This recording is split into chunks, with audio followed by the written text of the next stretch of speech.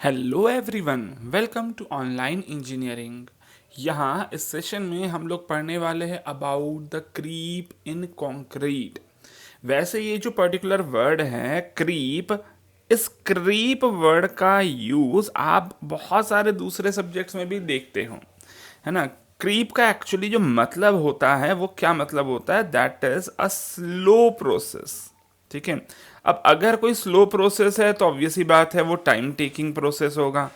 कैसा प्रोसेस होगा? Time taking process होगा, मतलब टाइम डिपेंडेंट प्रोसेस होगा, है ना। तो अब सवाल ये आता है कि सर ये क्रीप हम लोग जो दूसरे सब्जेक्ट्स में पढ़ते हैं, पहले वो क्लियर कर देता हूँ। बिकॉज क्या होता है कि जब आप ऑलरेडी कोई सब्जेक्ट पढ़े हुए होते हो और उससे जैसी ही कोई टर्म आपको इस सब्जेक्ट में मिलती है तो आपका ध्यान जाता है उस सब्जेक्ट में जहां पर आपने पहली बार पढ़ा था क्रीप वर्ड, है ना। तो देखो ध्यान देना भाई, क्रीप लेंथ आप लोग पढ़ते हो इरिगेशन में। ठीक है, क्रीप लेंथ क्या होती है? That is the length of path that is traveled by water, that is traveled by water in the soil।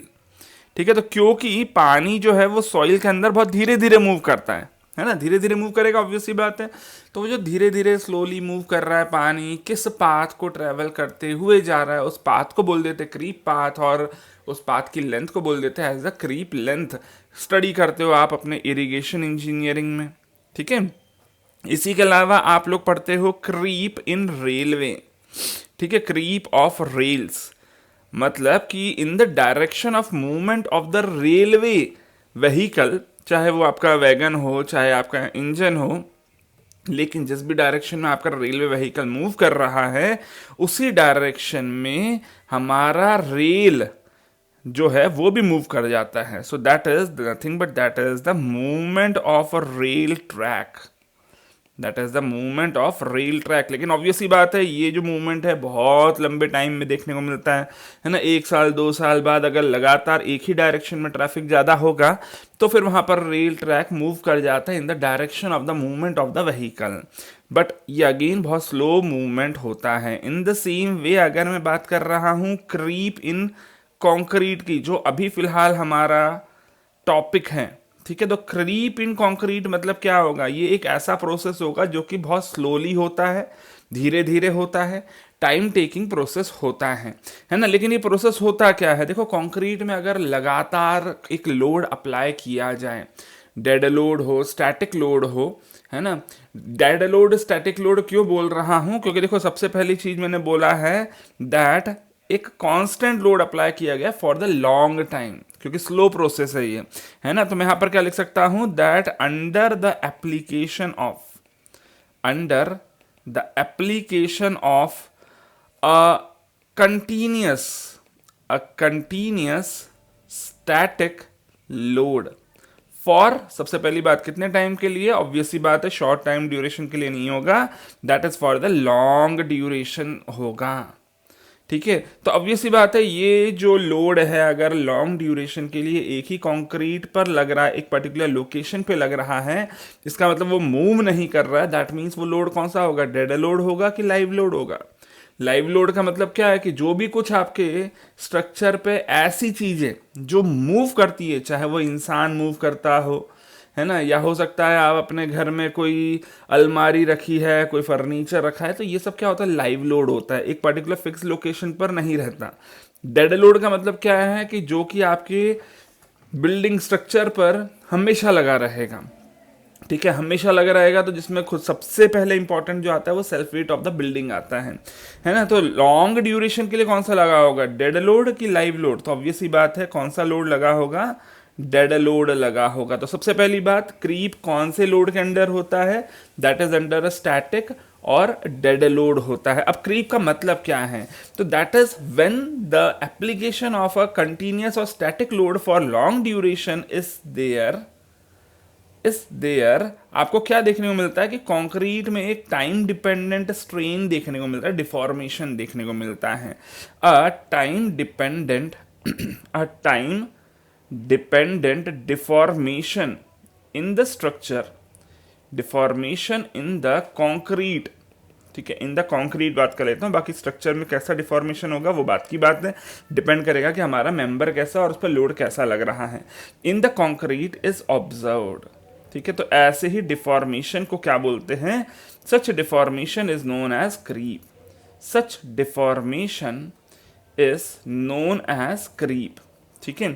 तो अब सबसे पहले यहाँ पर सवाल ये आता है कि सर अगर डिफॉर्मेशन हो रहा है और मैं ये बोल रहा हूँ कि टाइम डिपेंडेंट है, धीरे धीरे होगा, तो क्या हमारी कंक्रीट में एक ही तरह का डिफॉर्मेशन होता है जो टाइम डिपेंडेंट होता है? नहीं भाई, ऐसा नहीं है। क्यों नहीं है? क्योंकि सर जब आप लोड अप्लाई करते हो तो इनिशियली तो एक आपको इंस्टेंटेनियस भी कुछ डिफॉर्मेशन देखने को मिलेगा, कुछ इंस्टेंटेनियस भी डिफॉर्मेशन देखने को मिलेगा। इसका मतलब मैं क्या बोल सकता हूँ, that your total deformation in the concrete will be comprising of two components. पहला कंपोनेंट क्या होगा, that will be the instantaneous deformation, जो कि आपने लोड अप्लाई करा और आपको मिल गया। दूसरा डिफॉर्मेशन मैंने क्या बोला है कि भाई that will be a time dependent deformation. वो कैसा डिफॉर्मेशन होगा, एक टाइम डिपेंडेंट डिफॉर्मेशन होगा। तो यहां पर लिख देते हैं आगे, दैट एडिशन किसका करना पड़ेगा, टाइम डिपेंडेंट डिफॉर्मेशन। अच्छा, ये टाइम डिपेंडेंट डिफॉर्मेशन को मैंने क्या बोला, that is known as creep. इसी डिफॉर्मेशन को मैंने क्या बोला यहाँ पर, एज द क्रीप। अच्छा, ध्यान दीजिएगा कि जब भी मैं यहाँ पर डिफॉर्मेशन को कैलकुलेट करना चाहता हूं तो डिफॉर्मेशन कैलकुलेट करते टाइम हम यहाँ पर कैलकुलेट करते हैं that what is the value of strain. तो स्ट्रेन होता क्या है, that is nothing but that is the deformation per unit original length, ठीक है, ओरिजिनल डायमेंशन, ठीक है। तो जो भी ओरिजिनल डायमेंशन होती है उससे आप डिवाइड करते हो। अब अगर लेट सपोज आप एक्सियल लोड अप्लाई कर रहे हो तो डिफॉर्मेशन कैसा होगा, एक्सियल डायरेक्शन में होगा, दैट इज एन mm, और इवन ओरिजिनल डायमेंशन भी क्या है आपकी, that is also the length, है ना। तो इसका मतलब मैं जब स्ट्रेन बोल रहा हूँ तो that is nothing but that is a change in length to the original length. मतलब जो स्ट्रेन होता है वो कैसा होता है, दैट इज डायमेंशन लेस होता है। ये बात का ध्यान रखना। वैसे तो बिल्कुल आप लोगों ने सॉम में पढ़ा होगा, बेसिक कंसेप्ट है ये, स्ट्रेन क्या होता है ना पता हो तो भी चलिए मैंने यहाँ पर आपको लगे हाथ बता दिया। अब ध्यान दीजिएगा, मैं यहाँ पर आपको एक ग्राफ बनाकर बताता हूँ, है ना, इसका बता रहा हूँ। तो ग्राफ में मैं वाई एक्सिस पे प्लॉट कर रहा हूँ स्ट्रेन की वैल्यू और एक्स एक्सिस पे मैं प्लॉट कर दूंगा टाइम की वैल्यू, ठीक है। तो देखो सबसे पहले यहाँ पर लिख रहा हूँ वाई एक्सिस में स्ट्रेन। अब जैसे ही आपने लोड अप्लाई करा होगा, तुरंत के तुरंत क्या देखने को मिलेगा, कुछ स्ट्रेन देखने को मिलेगा, ठीक है। तो ये जो इनिशियली स्ट्रेन देखने को मिल गया है इसको क्या बोल देते हो, this is known as instantaneous elastic strain, ठीक है, इलास्टिक स्ट्रेन, ठीक है। तो this is known as instantaneous elastic strain. लेकिन इसके बाद धीरे धीरे जैसे जैसे टाइम बीतेगा वैसे वैसे क्या देखने को मिलेगा, कुछ और एक्स्ट्रा स्ट्रेन देखने को मिलता है जिसको हम लोग क्रीप बुलाते हैं। तो इसका रेट इनिशियली तो ज़्यादा होगा लेकिन धीरे धीरे जो रेट होगा हमारे स्ट्रेन इंक्रीज करने का विद टाइम, वो भी क्या करता जाएगा, डिक्रीज करता जाएगा। तो ऑब्वियसली बात है जो हमारा ग्राफ बनेगा वो कुछ इस तरह का बनने वाला है, ठीक है। तो यहाँ लेट अस सपोज कि अगर मैं इस ग्राफ में, ये है हमारा मैक्सिमम टोटल वैल्यू जो फाइनली आने वाली है, ठीक है। तो अगर मैं यहाँ पर आपको बोलता हूँ कि भैया ये टोटल वैल्यू क्या है, this is nothing but this is the time dependent strain, जिसको आपने क्या बोल दिया एज द क्रीप स्ट्रेन, ठीक है। तो अगर मैं टोटल स्ट्रेन की बात कर रहा हूँ तो उसमें भी क्या देखने को मिलेगा आपको, एक तो होगा आपका इंस्टेंटेनियस इलास्टिक स्ट्रेन और दूसरा होगा क्रीप स्ट्रेन। अच्छा, ध्यान दीजिएगा कि अगर टाइम 5 साल का हो चुका है, मतलब कितने टाइम हो चुका है, 5 साल का हो चुका है, तो मैं यहाँ पर मान लेता हूँ कि अब मेरे को मैक्सिमम क्रीप स्ट्रेन देखने को मिल गया है और इसी को हम लोग क्या बोल देते हैं, as the ultimate creep strain. इसी को मैं क्या बोल देता हूँ, एज द अल्टीमेट और टर्मिनल क्रीप स्ट्रेन। अच्छा, क्रीप स्ट्रेन ऐसा नहीं है कि एक मैक्सिमम वैल्यू ही होगी, कोई भी पर्टिकुलर टाइम पे ले रहे हो तो उसको भी क्या बोल दोगे आप, टाइम डिपेंडेंट वाले को एज द क्रीप स्ट्रेन, ठीक है। तो जो क्रीप स्ट्रेन है वो इंक्रीज करता जाता है, 5 साल पे जो वैल्यू ली जाती है उसको क्या बोला जाता है, as your ultimate creep strain, ठीक है। लेकिन अगर लेट अस सपोज आपने कुछ पर्टिकुलर टाइम के बाद अगर यहां पर अनलोडिंग कर दी, तो अनलोडिंग करने पर क्या देखने को मिलेगा कि आपका जो इलास्टिक स्ट्रेन है, ये वाला जो इलास्टिक स्ट्रेन है, ये तो तुरंत के तुरंत रिबाउंड कर जाएगा, है ना। तो अगर लेट अस सपोज आप यहाँ पर अनलोडिंग करते हो तो तुरंत के तुरंत आपको क्या देखने को मिलेगा, रिबाउंड देखने को मिलेगा। और ये जो रिबाउंड होगा, ये रिबाउंड किसका होगा, that is of elastic strain. So rebound of elastic strain देखने को मिलेगा, क्योंकि इलास्टिक का मतलब ही क्या है, जो वापस से अपना शेप साइज रीगेन कर ले, ठीक है। लेकिन उसके बाद ये जो क्रीप स्ट्रेन देखने को मिला था, ये जो क्रीप स्ट्रेन देखने को मिला था, ये धीरे धीरे धीरे धीरे रिबाउंड होगा। और वो भी जरूरी नहीं है कि पूरा का पूरा रिबाउंड हो, इसलिए ये वाला जो क्रीप स्ट्रेन है वो धीरे धीरे धीरे धीरे रिबाउंड होगा और बहुत स्लोली रिबाउंड होगा। जरूरी नहीं है कि वो भी पूरा का पूरा हो जाए, इसीलिए यहाँ ये जो रिबाउंड देखने को मिल रहा है, ये क्या है, this is known as a creep recovery. This is known as creep recovery, ठीक है। एंड ऑब्वियसली बात है, जो यहाँ पर फाइनली डिफॉर्मेशन रह गया उसको मैं क्या बोल दूंगा, that will be known as permanent creep. Permanent creep. अब इसी को समझना है तो भैया आप अपनी डेली लाइफ में, जैसे अगर घर में रह रहे हो तो आपने कोई सोफा या फिर फोम आपने देखा होगा घर में लगा हुआ होगा कहीं ना कहीं।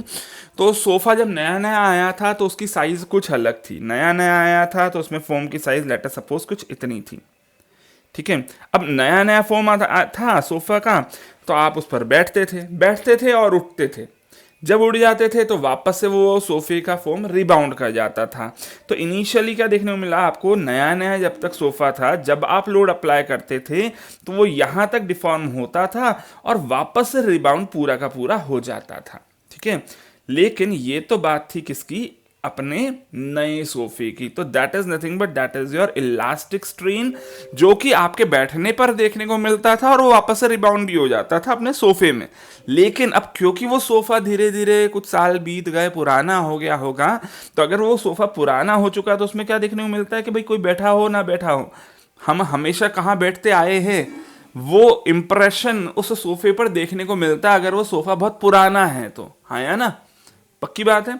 तो यहां क्या देखने को मिल रहा है कि इधर कुछ हम लोगों को परमानेंट करीब देखने को मिलता है कि भैया चाहे वहां पर कोई बैठा हो चाहे वहां पर कोई ना बैठा हो, तो कुछ परमानेंट करीब देखने को मिलता है। और ऑब्वियसली बात है, वो ऐसा नहीं है कि भैया आपने सोफा लेकर आए और अगले दिन ही आपको परमानेंट करीब देखने को मिलेगा, नहीं। हो सकता है 1 साल, हो सकता है 2 साल, हो सकता है 5 साल, डिपेंड करेगा कि भाई वो सोफे में जो आपने फोम यूज करा है उसकी क्वालिटी क्या है ना। तो ये जो क्रीप स्ट्रेन की मैं बात कर रहा हूं, जिस तरह से मैंने अभी सोफे का एग्जांपल दिया, जो कि आपके डेली लाइफ में आपने खुद ऑब्जर्व करा है, जिस तरह से सोफे में क्रीप मेरे को कितने टाइम बाद देखने को मिलेगा और कितना देखने को मिलेगा, ये इस पर डिपेंड करता है कि फोम की क्वालिटी क्या है ना। In the same way creep हमारे कंक्रीट में कितना देखने को मिलेगा, ये डिपेंड करेगा किस पे, ऑन द क्वालिटी ऑफ और the properties of the concrete.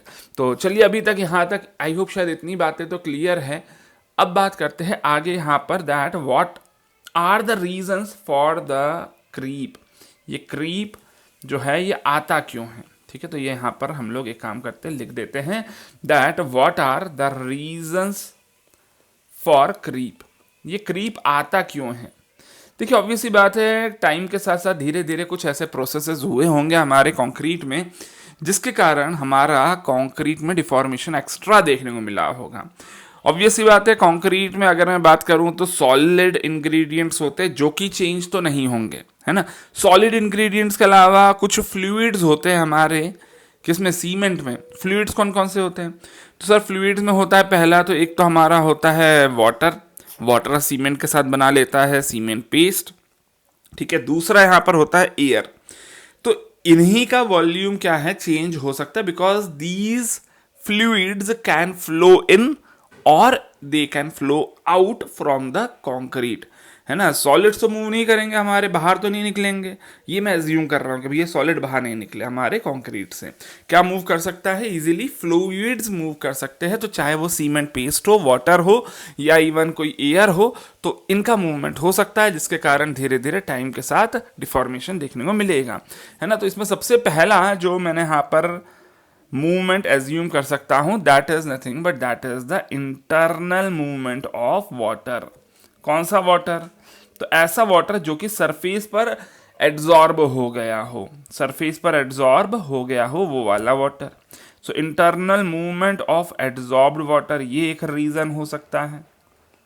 ठीक है, दूसरा रीजन मैं यहाँ पर क्या बोल सकता हूँ इसके अलावा, हो सकता है कि फ्लूइड का कुछ विस्कस फ्लो हुआ हो। ठीक है, विस्कस फ्लो ऑफ पेस्ट, है ना, क्योंकि विस्कोसिटी की बात कर रहा हूँ तो सिर्फ वाटर की बात क्यों करूँ, पेस्ट की ही बात कर लेता हूँ। इसके अलावा हो सकता है कि जो पानी प्रेजेंट था उसमें इवापोरेशन हुआ हो, है ना, कोई भी इवापोरेशन हो सकता है, या इवन कोई भी रीजन से मॉइस्चर का लॉस हो सकता है ना। तो मॉइस्चर लॉस के कारण भी अगेन क्या होगा, वॉल्यूम चेंज होगा हमारे कंक्रीट का।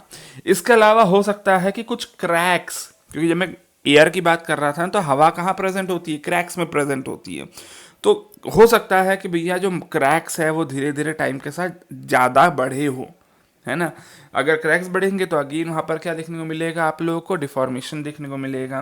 तो मैं यहाँ पर लिख सकता हूँ fourth point, that is the growth in micro cracks. ठीक है, ऐसे क्रैक्स जो हमें दिख नहीं पाते हैं, बहुत छोटे छोटे होते हैं, लेकिन ये भी धीरे धीरे टाइम के साथ क्या हो जाते हैं, बढ़ते चले जाते हैं। ठीक है, अच्छा इसके अलावा अगर मैं आपको पूछता हूँ कि भैया ये बताओ यार, अगर क्रीप हो ही रहा है तो उसका इफेक्ट हमारे स्ट्रक्चर में क्या देखने को मिलेगा, हमारे स्ट्रक्चर में इस क्रीप का क्या इफेक्ट देखने को मिलेगा? ऑब्वियस सी बात है, डिफॉर्मेशन बढ़ेगी, है ना, डिफॉर्मेशन बढ़ेगा। तो डिफॉर्मेशन अगर मैं बात कर रहा हूँ कोई बीम या स्लैब में अगर डिफॉर्मेशन बढ़ रहा है तो वो डिफ्लेक्शन बढ़ाएगा बीम और स्लैब्स में। सो डिफ्लेक्शन इन बीम्स और स्लैब्स इंक्रीज होगा, इन बीम्स एंड स्लैब्स इंक्रीज होगा। इसके अलावा अगर लेट सपोज मैं कॉलम्स की बात कर रहा हूँ तो कॉलम्स में जो डिफॉर्मेशन होगा उसको क्या बोल देता है, एज बकलिंग ऑफ कॉलम होता है वो, है ना। तो हो सकता है आपका जो कॉलम है वो ज़्यादा बकल कर जाए, है ना। इसी के अलावा हो सकता है कि भाई यहाँ पर कुछ आपने अगर प्री स्ट्रेस कंक्रीट दिया है तो प्री स्ट्रेस कंक्रीट में आप क्या करते हो, पहले से जो केबल्स होती हैं उनको खींच के रखते हो, अगर उनमें कुछ क्रीप देखने को मिला तो क्या होगा सर, ऑब्वियस सी बात है जो प्री स्ट्रेस है वो लूज हो जाएगा। सो यहाँ पर लिख सकता हूँ लॉस ऑफ प्री स्ट्रेस। अब ये देखो loss of pre stress actually हम लोग पढ़ते हैं, जब प्री स्ट्रेस कंक्रीट पढ़ते हैं ना तो उसमें ऑब्वियस सी बात है लॉसेस स्टडी किए जाते हैं। उन लॉसेस में ये क्रीप जो है वो एक इम्पॉर्टेंट लॉस हो जाता है। ठीक है, तो आई होप शायद यहाँ तक की बातें क्लियर है ना। अब यहाँ तक की बातें क्लियर है तो अब सवाल ये आता है, सर ऐसे अगर मैं यहाँ पर स्ट्रेन की ही बातें कर रहा हूँ, अगर मैं यहाँ पर क्रीप स्ट्रेन की ही बातें कर रहा हूँ तो क्रीप स्ट्रेन जो है उसको कैलकुलेट कैसे किया जाए? तो देखो उसको कैलकुलेट करने के लिए हम यहाँ पर यूज़ करते हैं क्रीप कोएफिशिएंट। हम क्या यूज़ करते हैं? Creep coefficient. चलिए बात करते हैं आगे। अगले स्लाइड पर यहाँ पर लिख देता हूँ, हम बात करने वाले हैं अबाउट द क्रीप कोएफिशिएंट। ठीक है, क्रीप कोएफिशिएंट के बारे में बात करेंगे हम। क्रीप कोएफिशिएंट को हम लोग यहाँ पर डिनोट करते हैं बाय थीटा। अब ये क्रीप कोएफिशिएंट होता क्या है? तो that is nothing but that is the ratio of your ultimate creep strain to the elastic instantaneous strain. तो ये थीटा होता क्या है, मैं क्यों डेफिनेशन लिख कर दूं, डायरेक्टली मैथमेटिकली ही बात कर लेते हैं। So that is the ultimate creep strain to the instantaneous अच्छा मैंने स्पेलिंग ही गलत लिखी है, इंस्टेंटेनियस इलास्टिक स्ट्रेन। ठीक है, तो इनका जो रेशियो होता है, अब देखो यहाँ पर इसी को आप लोग लिखना चाहे तो epsilon C R, creep strain को सी आर लिख देता हूँ, और जो इंस्टेंटेनियस इलास्टिक है तो उसको एप्सिलॉन ई लिख देता हूँ। तो इसका जो रेशियो होता है ना, इसी को बोलते हैं हम लोग एज द क्रीप कोएफिशिएंट। ठीक है। अब ये जो क्रीप कोएफिशिएंट अगेन ये बहुत सारे फैक्टर्स पे डिपेंड करेगा, है ना, फैक्टर्स पे डिपेंड करेगा, लेकिन सबसे इंपॉर्टेंट जो फैक्टर होता है that is the age of concrete. ठीक है, तो एज पर age of concrete, sorry age पर एज ऑफ कॉन्क्रीट नहीं, एज पर आईएस कोड बात कर रहा हूँ, है ना। और आईएस कोड ने क्या बोला है हमें कि भैया एज ऑफ कॉन्क्रीट के साथ यहाँ पर थीटा की वैल्यू चेंज होगी। ठीक है, तो क्या वैल्यू होगी यहाँ पर, age of concrete at the time of loading, at the time of loading. अब देखो यहां पर बात को समझो, अगर आपने कंक्रीट बनने के बहुत टाइम बाद फाइनली लोड अप्लाई करा है, तो जो भी यहां पर आपने लोडिंग के पहले का टाइम दिया होगा उसमें कुछ भी आपका प्लास्टिक डिफॉर्मेशन पहले से हो चुका होगा, है ना। तो लोडिंग करने के पहले ही अगर कंक्रीट को में सेल्फ वेट के कारण कुछ डिफॉर्मेशन हो गया तो वो बाद में चल के तो काउंट करने की जरूरत नहीं है, बिकॉज वो तो क्या है, वो तो कंक्रीट में लोड लगने के पहले हो चुका है। तो बाद में जो डिफॉर्मेशन होगा वो क्या होगा, कम होगा। यस और नो, बात समझो जरा, कि जो भी टोटल लोड के कारण डिफॉर्मेशन होना है वो तो फिक्स्ड है, वो तो फिक्स्ड है फॉर अ पर्टिकुलर लोड, जो भी डिफॉर्मेशन होना है वो तो फिक्स्ड है। हाँ, टाइम के साथ साथ डिफॉर्मेशन बढ़ेगा, लेकिन अगर मान लीजिए ये लोड ही मैंने बाद में लगाया, लेट एप्लीकेशन की मैंने, तो अगर मैंने लोड लेट अप्लाई करा है, लेट अस सपोज 1 साल बाद अप्लाई करा, तो 1 साल में ऑब्वियस ही बात है due to the dead load already कुछ पहले से डिफॉर्मेशन हो चुका होगा। अब मैं क्रीप डिफॉर्मेशन की बात कब करता हूँ, लोड अप्लाई करने के बाद, है ना। तो ऑब्वियस ही बात है ऑलरेडी पहले से डिफॉर्मेशन हो चुका है 1 साल के अंदर, तो अब और कितना होगा, वो कम हो जाएगा, हाँ या ना। इसका मतलब मैं क्या बोल सकता हूं कि जो क्रीप डिफॉर्मेशन है वो क्रीप डिफॉर्मेशन एज पर डिपेंड करेगा कि भी कितने टाइम पर आपने लोड अप्लाई करा। अगर आपने जल्दी लोड अप्लाई कर दिया तो भैया before the application of load कोई बहुत ज़्यादा डिफॉर्मेशन हुआ नहीं होगा, तो क्रीप डिफॉर्मेशन ज़्यादा देखने को मिलेगा। लेकिन अगर लेटर सपोज आपने 1 साल बाद 365 डेज बाद अगर आपने फाइनली लोड अप्लाई करा है, तो ऑलरेडी 1 साल में कुछ डिफॉर्मेशन अच्छा खासा हो चुका होगा, बचा हुआ डिफॉर्मेशन काफ़ी कम होगा, है ना। इसलिए थीटा की वैल्यू लॉन्गर ड्यूरेशन के लिए कम होती है, शॉर्टर ड्यूरेशन के लिए थीटा की वैल्यू क्या होती है, ज़्यादा होती है। ठीक है, तो 28 डेज के लिए ये वैल्यू हो जाती है अपनी 1.6। अच्छा, ये जो हमारा ड्यूरेशन की मैं बात कर रहा हूँ ना, ये ड्यूरेशन हम कोशिश करते हैं कि अगर क्रीप मेरे को कम से कम करना है, तो भाई आपने एक बार कंक्रीट का स्ट्रक्चर बना दिया तो उस पर आप लोड बाद में अप्लाई करो। इसलिए बोलते हैं कि अगर आप कोई भी बिल्डिंग का कंस्ट्रक्शन कर रहे हो तो बेहतर है कि कोई भी कास्टिंग करने के बाद आप 2 4 6 महीने के लिए स्ट्रक्चर को छोड़ दोगे तो बेहतर होगा।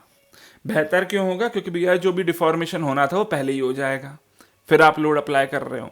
ठीक है, लेकिन अब देखो ये तो हमारा टेबल है या फिर ये तो वो वैल्यूज है जो कि आईएस कोड ने बोली है। अगर कोई दूसरा टाइम ड्यूरेशन होगा तो फॉर अदर टाइम ड्यूरेशन, तो ऑब्वियस ही बात है यहाँ पर जरूरी तो नहीं है 7 दिन के लिए कैलकुलेशन करनी हो या फिर 28 दिन के लिए या फिर 365 डेज के लिए, जरूरी तो नहीं है। हो सकता है आप 14 दिन बाद लोड अप्लाई करो, हो सकता है आप 6 महीने बाद लोड अप्लाई करो। तो उस केस में आपको यहाँ पर इंटरपोलेशन करना पड़ेगा, interpolation of theta should be done, theta should be done.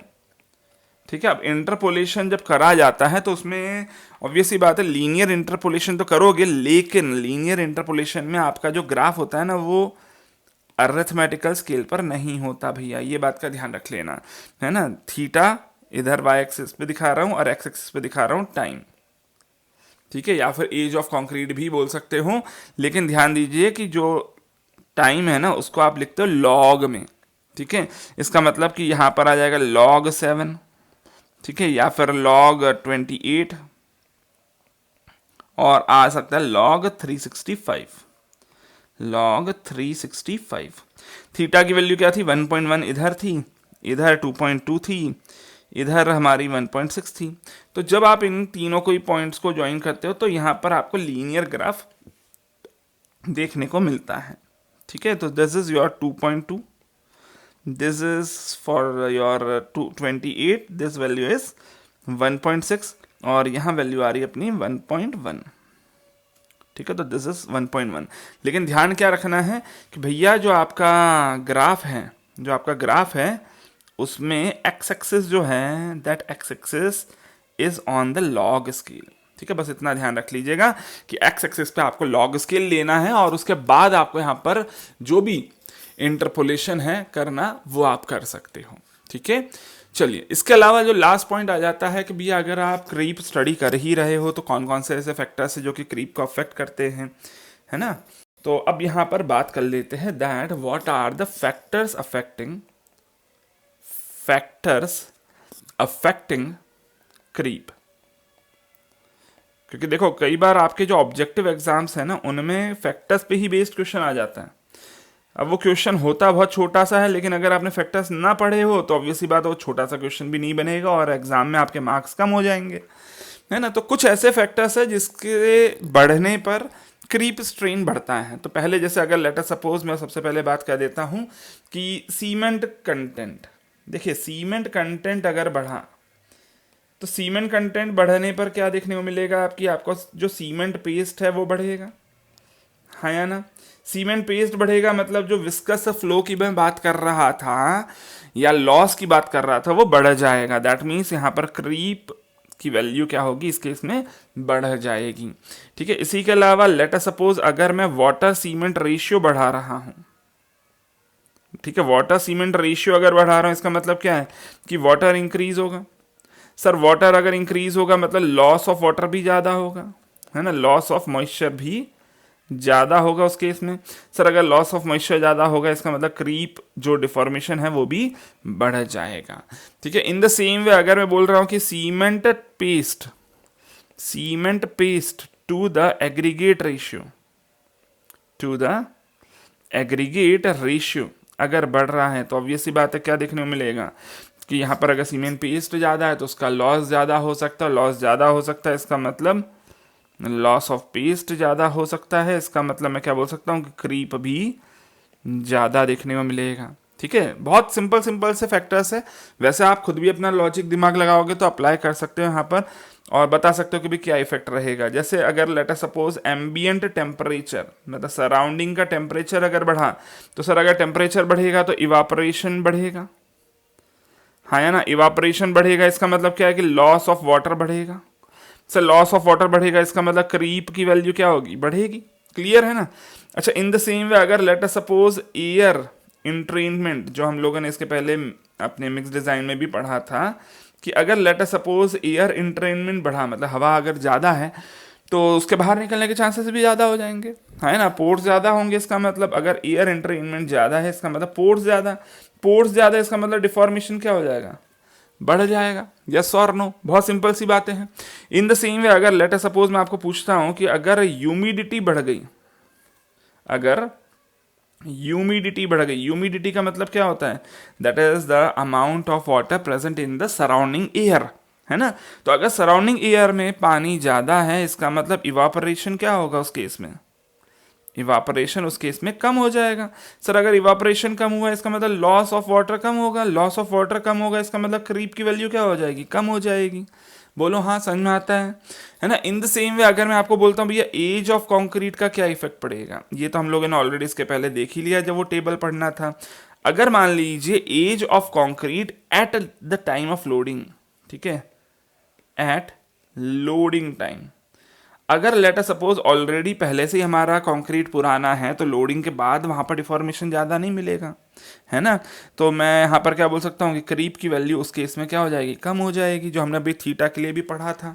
ठीक है, इन the same way late us suppose अगर मैं यहाँ पर बात कर रहा हूँ एग्रीगेट, अगर मान लेते हैं एग्रीगेट कंटेंट ज़्यादा है तो सर अगर एग्रीगेट कंटेंट ज़्यादा है इसका मतलब क्या है कि सीमेंट पेस्ट कम होगा, है ना, सीमेंट पेस्ट कम होगा। और अगर सीमेंट पेस्ट कम है इसका मतलब लॉसेस कम होंगे और लॉसेस अगर कम है तो क्रीप की वैल्यू क्या हो जाएगी, उस केस में अगेन कम हो जाएगी। ठीक है, इसके अलावा यहाँ पर एक और चीज ध्यान रख लेना, that is the size of your member, that is the size of member. अगर साइज ऑफ मेंबर बढ़ा तो ये बात ध्यान रखना कि क्रीप की वैल्यू उस केस में कम होती है। क्यों? क्योंकि जो लॉसेस है वो सरफेस एरिया से होते हैं, किसी भी मेंबर के फ्री सरफेस एरिया से। तो अगर लेट अस सपोज एक छोटा सा मेंबर है और एक बड़ा सा मेंबर है ना, मैं पर यूनिट यहाँ पर वॉल्यूम की बात करूँ तो इस बड़े से मेंबर से ऐसे छोटे छोटे वाले तो बहुत सारे मेंबर्स बनाए जा सकते हैं। बोलो हाँ, यस और नो। और अगर मैं आपको पूछूं भैया ये बताओ कि ये जो छोटे छोटे मेंबर्स हैं इनका टोटल सरफेस एरिया ज़्यादा है कि या इस अकेले का सरफेस एरिया ज़्यादा है? सरफेस एरिया मतलब सिंपली आप ये देखो कि ये जो मैंने लाइन बनाई है बाउंड्री, इस अकेले की एक की बाउंड्री काउंट करूं और इन सबकी बाउंड्रीज को ऐड अप करूं, है ना, तो ऑब्वियस सी बात है बाउंड्री जो छोटे छोटे पार्ट है उनका ज़्यादा आएगा। या आपने कोई भी पर्टिकुलर मटेरियल ले लिया, लेटर सपोज आपके पास हाथ में पेन है, पेन को अभी तो जो दिख रहा है सरफेस वो दिख ही रहा है, अगर लेटर सपोज इस पेन को आपने बीच में से काट दिया होता, तोड़ दिया होता, तो एक नया सरफेस देखने को मिलता, हाँ या ना? इसका मतलब मैं क्या बोलता हूँ कि जब भी एक बड़े मटेरियल को आपने छोटे में डिवाइड करा तो नया नया सरफेस एरिया डेवलप होता जाएगा। और अगर नया नया सरफेस एरिया डेवलप हो रहा है इसका मतलब उस सरफेस एरिया से अगेन लॉसेस भी ज़्यादा हो सकते हैं, हाँ या ना? सो अगर मैं यहाँ पर ये बोल रहा हूँ कि साइज बढ़ रही है किसी मेंबर की, इसका मतलब कि उसका surface area per unit volume क्या हो रहा होगा, डिक्रीज हो रहा होगा। और अगर surface area per unit volume decrease हो रहा है इसका मतलब लॉसेस पर यूनिट वॉल्यूम भी डिक्रीज करेंगे। और अगर सर लॉसेस डिक्रीज करेंगे इसका मतलब क्रीप की वैल्यू क्या होगी उस केस में, कम होती जाएगी। आई होप शायद बात समझ में आ रही है, हाँ या ना? आइए ना समझ में। तो आई होप क्लियर है यहाँ तक की बातें। अच्छा, इसके अलावा हाँ एक रिलेशन और है जो पूछा जा सकता है आपको एग्जाम्स में। क्या पूछा जा सकता है तो वो भी सुन लेते हैं लगे हाथ। यहाँ पर एक सिंपल सा फॉर्मूला है, क्या? That is the formula of Young's modulus, है ना, long term Young's modulus. That is the formula of long term Young's modulus, ठीक है, या फिर long term modulus of elasticity, ठीक है, यंग्स मॉडुलस, या फिर मैं बोल देता हूँ long term modulus of elasticity, long term modulus of elasticity. वैसे देखो मॉडुलस ऑफ इलास्टिसिटी का बारे में हम लोग पढ़ेंगे, अभी आगे आएगा आपका सेशन, बट अगर मैं लॉन्ग टर्म की बात कर रहा हूं तो मैं इसको लिख देता हूं ई सी डैश, ठीक है। तो ये होगा क्या, वैसे तो यंग्स मॉडुलस क्या होता है, सिंपली स्ट्रेस अपॉन स्ट्रेन होता है ना। तो अगर मैं बोल रहा हूँ स्ट्रेन की बात तो ऑब्वियसली बात है यहाँ पर दो तरह के स्ट्रेन की बात कर रहा हूँ। अगर मैं लॉन्ग टर्म बातें कर रहा हूँ तो, शॉर्ट टर्म बातें कर रहा होता तो फिर वहाँ पर सिर्फ और सिर्फ आपका इलास्टिक स्ट्रेन आता है ना। तो अगर मैं ये बोल रहा हूँ टोटल स्ट्रेन लिखना है तो यहाँ पर आएगा एक तो आपका इलास्टिक स्ट्रेन, ठीक है, इलास्टिक स्ट्रेन, और दूसरा आएगा कौन सा, क्रीप स्ट्रेन। यस और no? So this will be equals to be your stress. Stress का फॉर्मूला क्या होता है, लोड अपॉन एरिया, है ना। अच्छा, जहां मैंने आपको बोल दिया कि भैया इलास्टिक स्ट्रेन है तो ई लिख देता हूं और दूसरा लिख देता हूं एप्सिलॉन सी आर लिख देता हूं, ठीक है। अच्छा, एक काम करता हूं यहां से ही अब देखिए P बाय ए को एज इट इज लिख देता हूं और यहां से मैं कैलकुलेट कर लेता हूं एप्सिलॉन ई को अलग बाहर ले लेता हूं। सो ये क्या बन जाएगा, 1 plus epsilon C R divided by epsilon E. Yes और नो? अच्छा, अब ये बताओ जरा मेरे को epsilon C R to the epsilon E ये क्या होता था, this is your creep coefficient theta, इसको मैं यहाँ पर पुट कर दूं, है ना। तो ये क्या बन जाएगा, देखो P by A that is stress upon epsilon E into 1 plus theta. अब मेरे को एक बात और ये बताओ, ये जो स्क्वायर ब्रैकेट में मैंने वैल्यू लिख दी, ठीक है, ये क्या है, स्ट्रेस अपॉन स्ट्रेन, कौन सा वाला, शॉर्ट टर्म वाला, ठीक है। तो इसको मैं क्या लिख सकता हूँ, as your E of concrete divided by 1 plus theta, ठीक है। So this is your E C dash. E C dash क्या है, that is your long term Young's modulus, और ई सी क्या है, that is your short term Young's modulus, that is your short term Young's modulus, ठीक है। तो अब short term young modulus किसको बोला जाता है, होता क्या है ना, उसको भी हम लोग पढ़ेंगे यहाँ पर अभी, बट ध्यान दीजिएगा ये शॉर्ट टर्म यंग्स मॉडुलस का फॉर्मूला अगर मैं आईएस कोड के हिसाब से बात करता हूँ तो आईएस कोड के हिसाब से अगर आप के पास ग्राफ नहीं है या फिर अगर आपने एक्सपेरिमेंट नहीं करा है तो उस केस में आपका शॉर्ट टर्म यंग्स मॉडुलस का formula 5000 under root of F C के भी लिया जाता है। वो खैर मैं भी आगे वाले सेशन में बिल्कुल बताऊंगा, ठीक है। बट हाँ चलो, ये फॉर्मूला बिल्कुल आप लोगों को याद होना चाहिए था, आई होप याद हो जाएगा बहुत आसानी से। इसी के अलावा एक छोटा सा सवाल और पूछा जा सकता है क्या, कि भैया what are the methods to avoid, methods to reduce, avoid 100% तो नहीं किया जा सकता है लेकिन हाँ रिड्यूस किया जा सकता है क्रीप को, ठीक है, मेथड्स टू रिड्यूस क्रीप, कैसे क्रीप को आप बचा सकते हो। तो भाई ऑलरेडी मैंने को बहुत सारे फैक्टर्स बता दिए हैं, लेकिन हाँ यहाँ पर सबसे पहला फैक्टर मैं क्या बोल सकता हूँ कि आप रेनफोर्समेंट दे दें। ठीक है, रेनफोर्समेंट दे दो। क्यों? क्योंकि रेनफोर्समेंट दे रहे हो मतलब स्टील दे रहे हो, स्टील दे रहे हो इसका मतलब स्टील ऑब्वियस ही बात है एक्सपैंड या फिर कॉन्ट्रैक्ट बहुत जल्दी नहीं करता, मतलब एक मेजर पोर्शन होगा हमारे कंक्रीट के वॉल्यूम का जिसका वॉल्यूम चेंज नहीं होने वाला। तो ऐसा मटेरियल यूज कर लो जिसका वॉल्यूम ज़्यादा चेंज नहीं होने वाला है। अच्छा, दूसरा फिर मैंने आपको क्या बोला था, एज ऑफ कंक्रीट बढ़ा दोगे तो क्रीप कम होगा, है ना। तो मैंने आपको ऑलरेडी बता दिया, that is the delay in the application of load, delay in the application of load. अगर आप लोड थोड़ा लेट अप्लाई करोगे तो भी सही है ना। अब लोड कौन कौन से हो सकते हैं जो लेट अप्लाई कर सकते हो, लेट सपोज आपने कोई फिनिशेस देने हैं, फ्लोरिंग देनी है तो आप उसको लेट अप्लाई करो। कोई फर्नीचर आपको लोड देना है फर्नीचर का तो उसको बाद में दो। कोई वॉल का अगर लोड आप बाद में दे सकते हो तो वॉल का लोड भी आप बाद में दो भैया, लेट दोगे तो बेहतर रहेगा। ठीक है, इसी के अलावा आप स्टीम क्यूरिंग भी कर सकते हो। ठीक है, स्टीम क्यूरिंग भी कर सकते हो अंडर प्रेशर। मतलब आप नॉर्मली वाटर का यूज मत करो, आप स्टीम का यूज करो क्यूरिंग करने के लिए। ठीक है, तराई की जाती है ना, पानी डाला जाता है ना कंक्रीट के स्ट्रक्चर के बनने के बाद, उसको बोलते सिंपली क्यूरिंग। ठीक है, इसी के अलावा आप हाई स्ट्रेंथ कंक्रीट का यूज कर लो, use of high strength concrete, high strength concrete. High strength concrete में क्या होता है, थोड़ा डिफॉर्मेशन कम देखने को मिलता है ना। तो ये कुछ मेजर यहाँ पर तरीके हैं जिससे आप क्रीप को रिड्यूस कर सकते हो। बाकी हाँ माइनर तरीके और भी बहुत सारे हो सकते हैं, वो डिपेंड करेंगे आपके फैक्टर्स के ऊपर। फैक्टर्स मैंने आपको ऑलरेडी पहले ही लिखवा दिए हैं, ताकि अगर इसके अलावा भी कोई क्वेश्चन आया या इनके अलावा भी कोई मेथड दिया हो तो वो भी आप लोग वहाँ पर क्वेश्चन के हिसाब से अपना दिमाग लगाकर टिक कर पाओ। ठीक है, तो अभी फिलहाल इस सेशन को मैं एंड करता हूं। That's all about your creep in concrete. But हाँ, क्रीप की और भी बहुत सारे यहाँ पर फिनोमिना हैं जो कि आपको पढ़ने बाकी हैं। कंक्रीट के बारे में पूरा पहले ढंग से पढ़ेंगे, फिर कुछ रेनफोर्समेंट स्टील के बारे में पढ़ेंगे, फिर एक्चुअली शुरू होगा आपका आरसीसी के डिज़ाइन।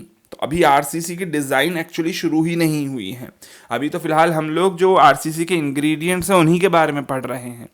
सो कई बार क्या होता है, ये जो पर्टिकुलर पोर्शन अभी हम लोग यहाँ पर कवर अप कर रहे हैं, ये काफ़ी मेजर पोर्शन इसका जो है वो ओवरलैप करता है with your another subject also, है ना। बिल्डिंग मटेरियल में भी कंक्रीट आता है और कंक्रीट टेक्नोलॉजी भी एक अलग से सब्जेक्ट है, तो उनके साथ भी क्या होता है, कोइंसाइड करता है, ओवरलैप करता है ये सारा पोर्शन। आपके ऊपर है आपको कौन से सब्जेक्ट में पढ़ना है। फिलहाल मैं आरसीसी पढ़ा रहा हूँ तो मैं आरसीसी में ही पढ़ा देता हूँ, और अगर मैं ही आपको पढ़ाऊंगा कंक्रीट टेक्नोलॉजी या फिर बिल्डिंग मटेरियल तो ऑब्वियस सी बात है मैं बोल दूंगा भैया आरसीसी में अपन ने ये पोर्शन ऑलरेडी कवर अप कर लिया है, क्योंकि स्टूडेंट आप सेम हो, आप ही को पढ़ना है सिविल इंजीनियरिंग और मुझे ही पढ़ाना है ना। तो जब हम दोनों के आपस की ही बातें हैं तो हम कोई भी पर्टिकुलर सब्जेक्ट में पढ़ लें, पढ़ना जरूरी है। ठीक है, तो चलिए फिर फिलहाल इस सेशन को तो मैं यहाँ पर एंड कर रहा हूँ। मिलते हैं अगले सेशन में। Till then take care, bye bye.